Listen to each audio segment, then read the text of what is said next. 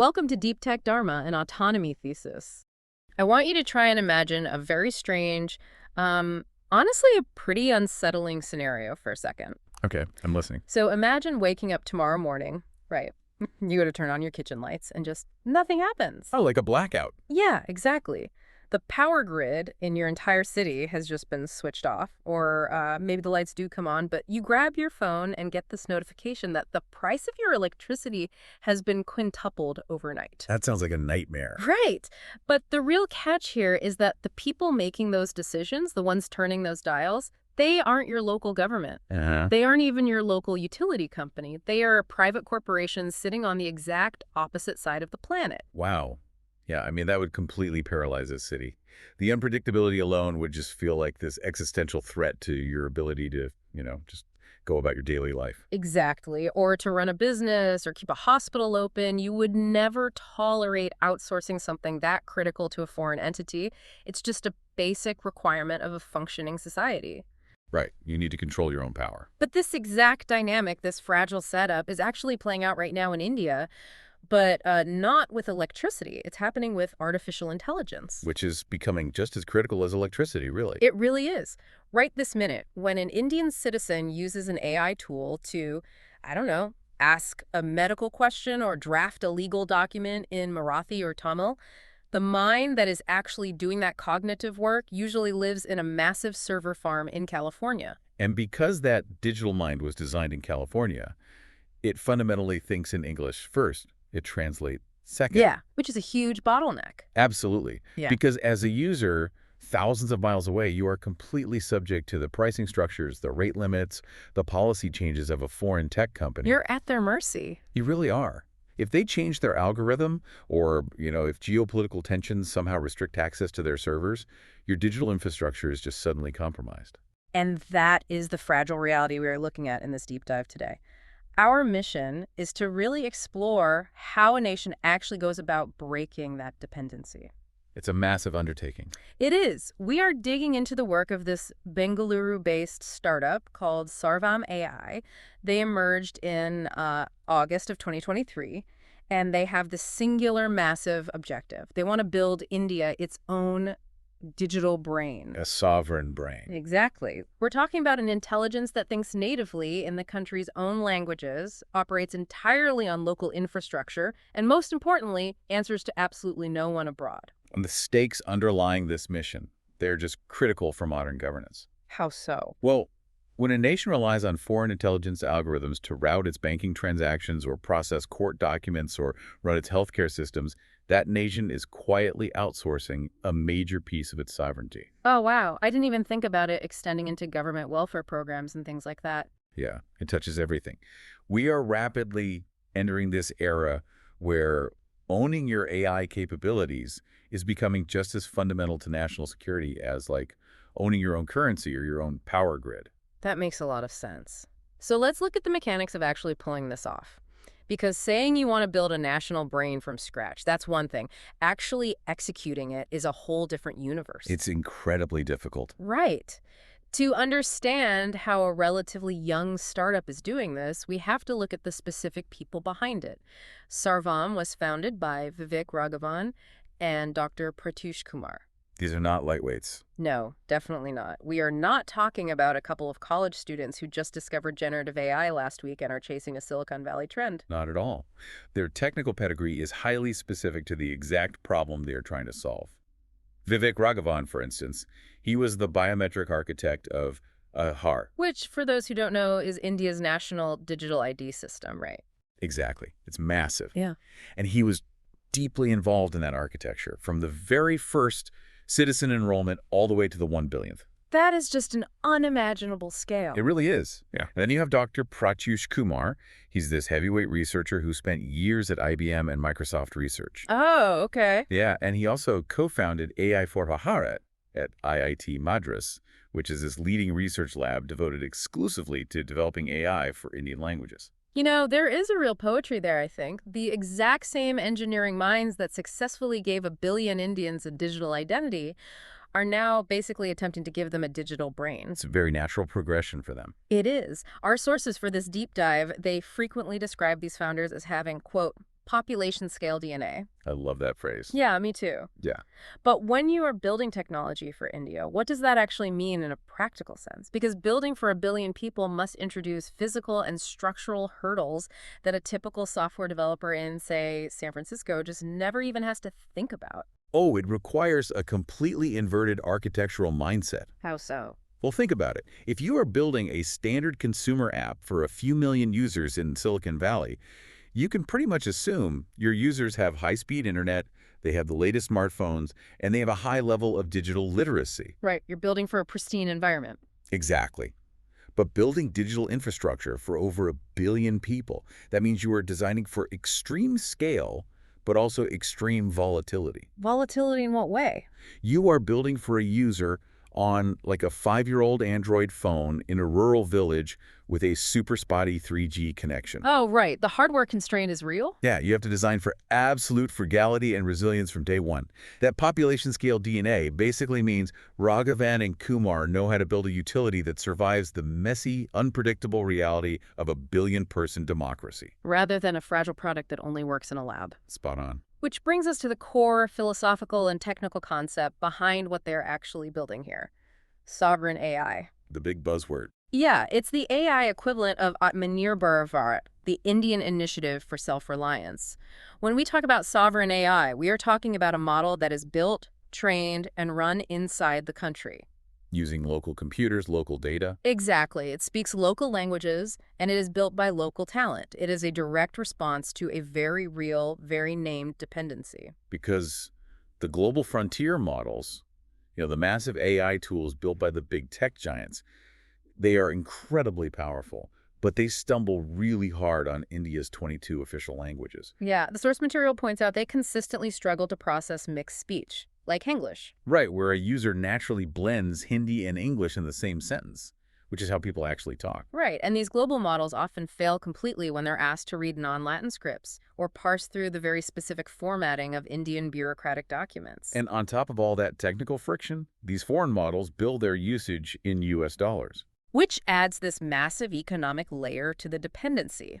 All of those factors combined basically force India into the position of being a mere AI consumer.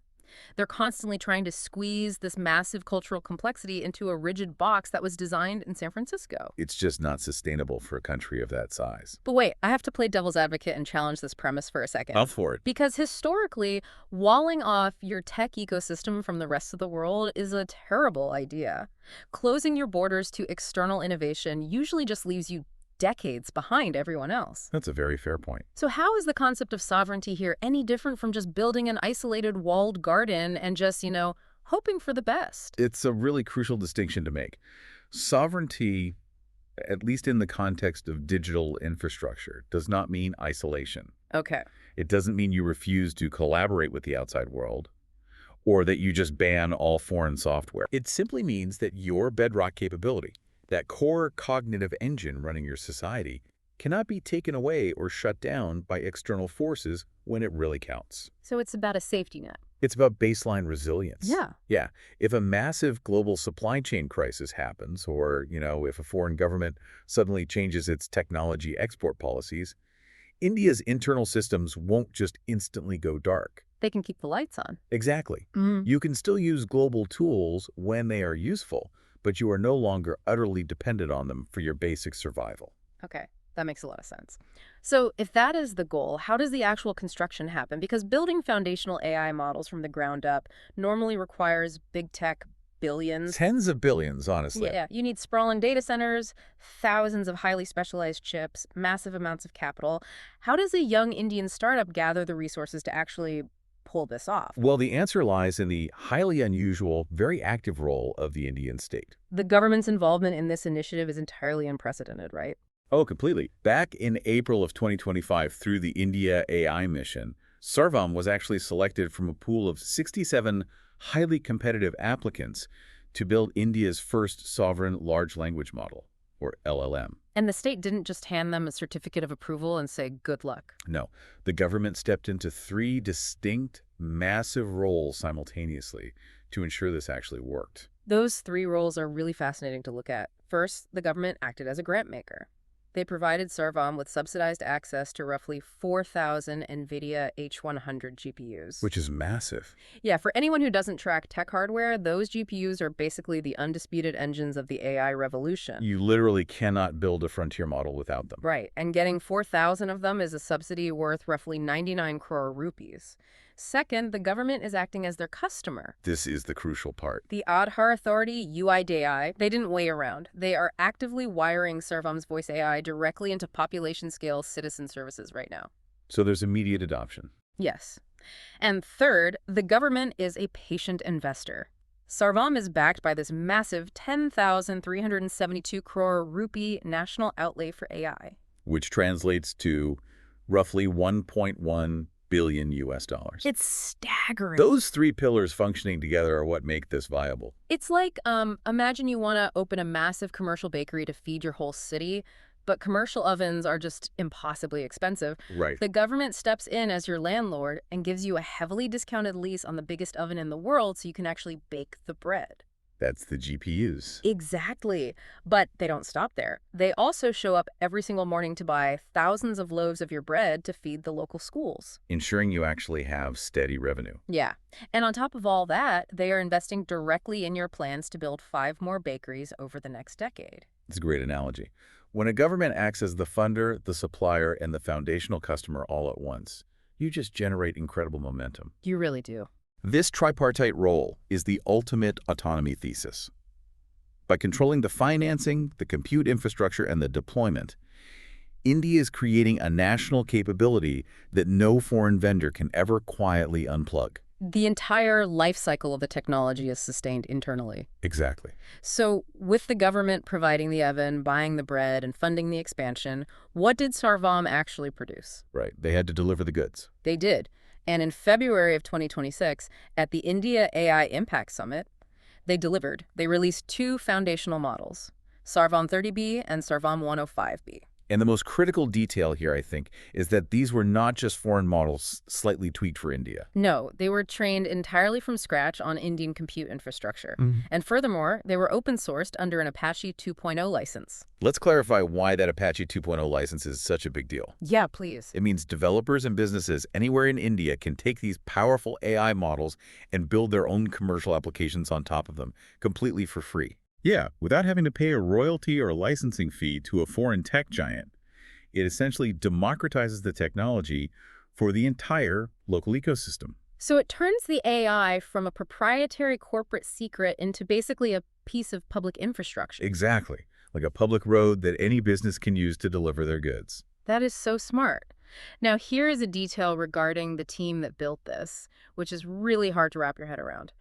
A foundational model of this scale is usually built by an army of hundreds of researchers. Hundreds, yeah. Sarvam built these models with a core team of only about 15 engineers. Just 15. It's wild. It is. But I want to dig into the actual mechanics of the technology for a second, specifically the larger model, the Sarvam 105B.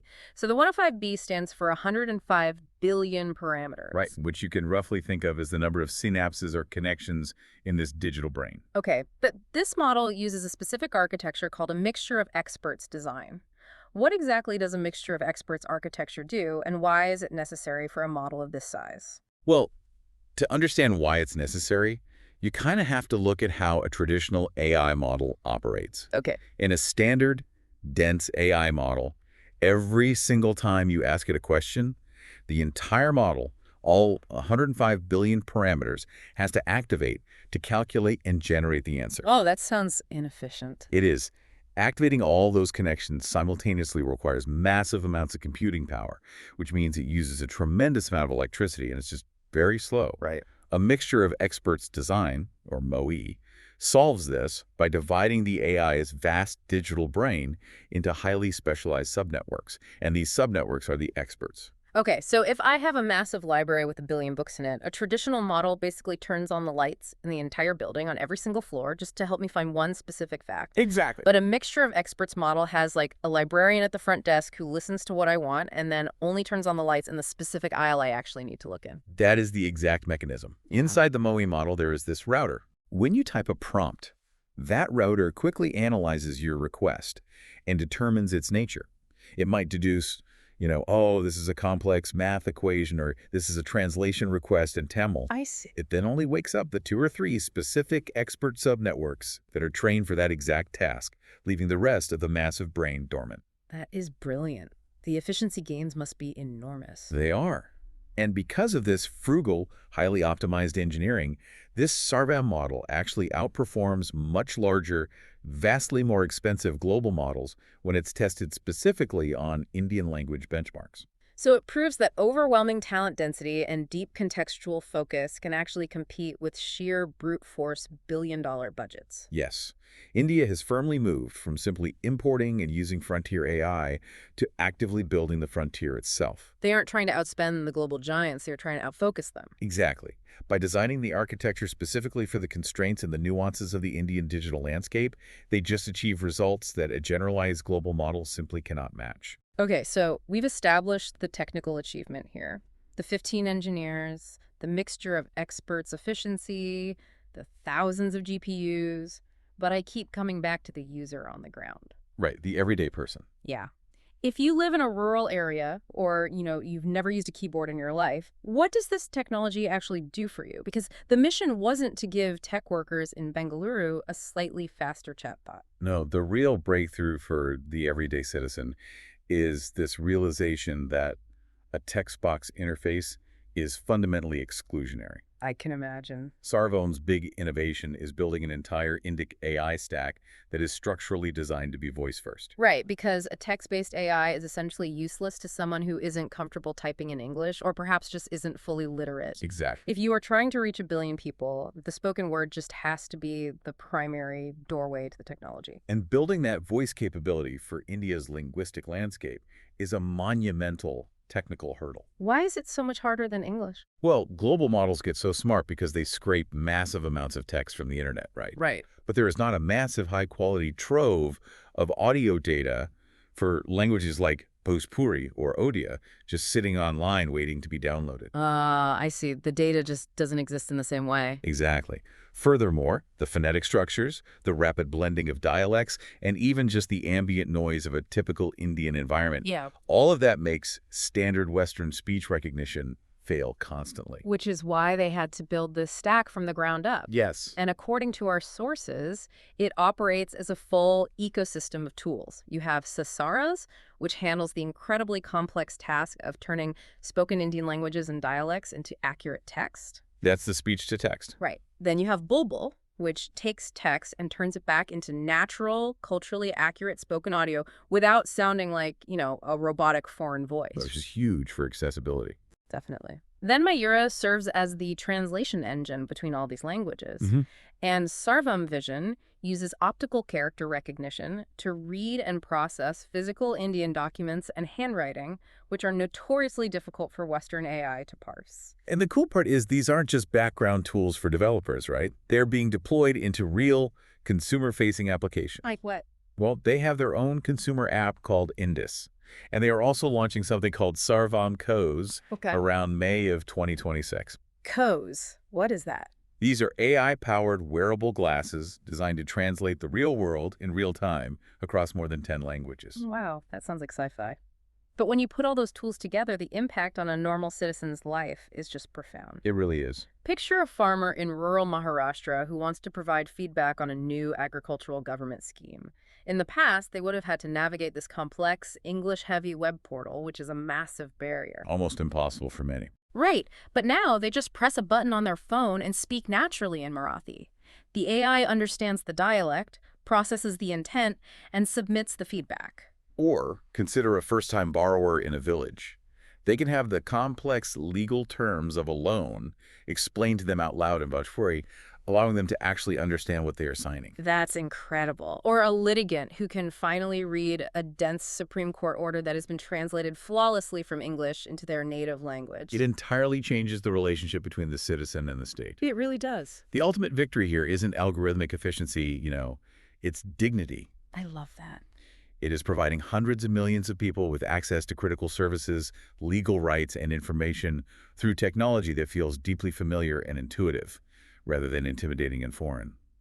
It is meeting 800 million citizens exactly where they are. It is essentially building digital ramps.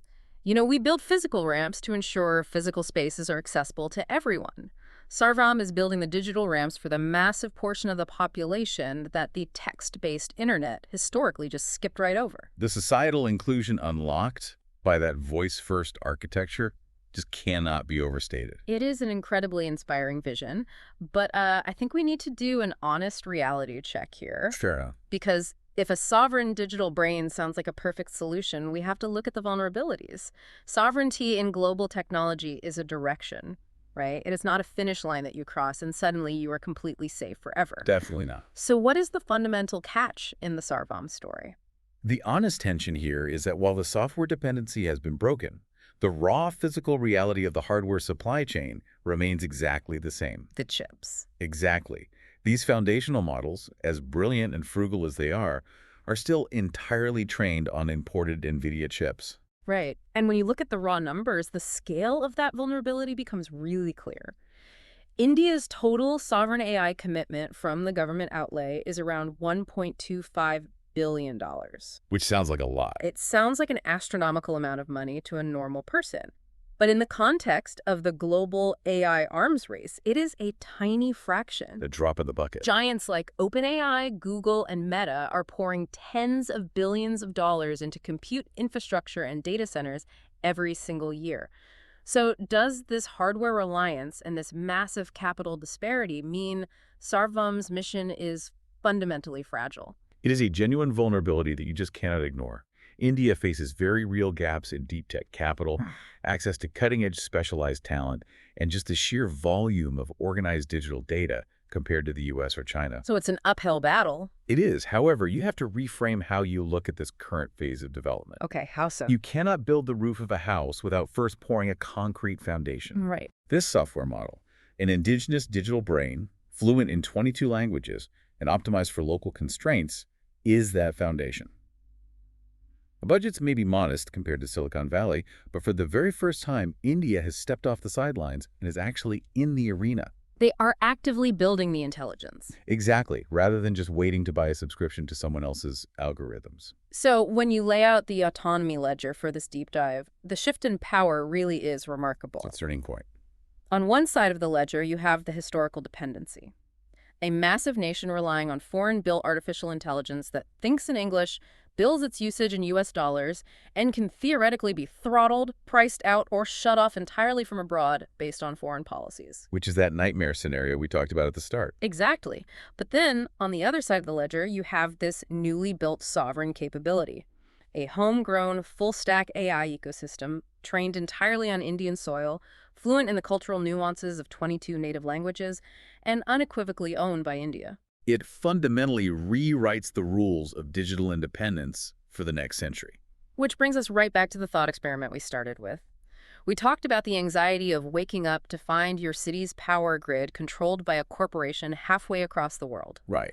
Sarvam and the India AI mission have essentially constructed their own software power plant. They own the intelligence generation.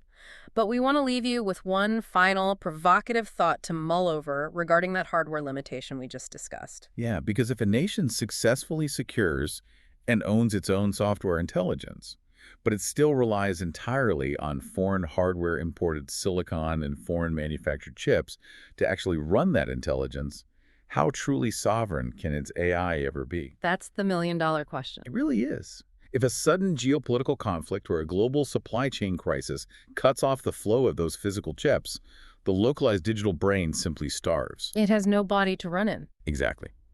It begs a critical question for the future.